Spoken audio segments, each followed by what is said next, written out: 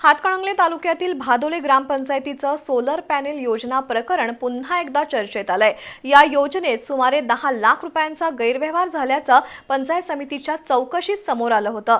दरम्यान या प्रकरणात खोटा तांत्रिक अहवाल सादर करून शासनाची दिशाभूल झाल्याचा आरोप कृष्णात पाटील यांनी केलाय।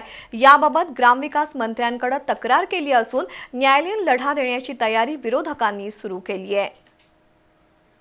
हातकणंगले तालुक्यातील भादोले ग्रामपंचायतीनं सोलर पॅनेल बसवलंय। मात्र या योजनेत सुमारे 10 लाख रुपयांचा गैरव्यवहार झाल्याचं पंचायत समितीच्या चौकशीत समोर आलंय।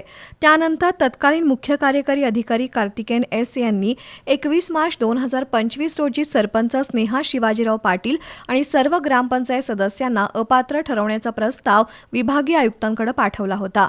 मात्र ठेकेदारांनी संबंधितांनी खोटा तांत्रिक अहवाल तयार करून घेतला आणि तो अहवाल विभागीय आयुक्तांकडे पाठवल्यामुळे आयुक्तांनी सरपंच आणि सदस्यांना क्लीन चिट दिल्याचा आरोप तक्रारदार कृष्णात पाटील यांनी केलाय।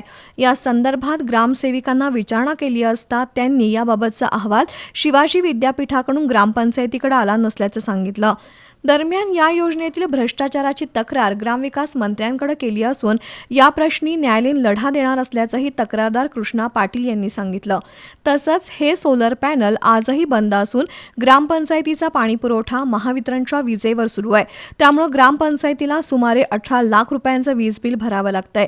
त्यासाठी संबंधितांना जबाबदार धरून सरपंचांसह ग्रामपंचायत बरखास्त करावी आणि संबंधित ठेकेदाराला काळ्या यादीत टाकावं, तसंच खोटा अहवाल तयार करणाऱ्यांवर गुन्हे दाखल करावेत अशी मागणी विरोधकांनी केली आहे।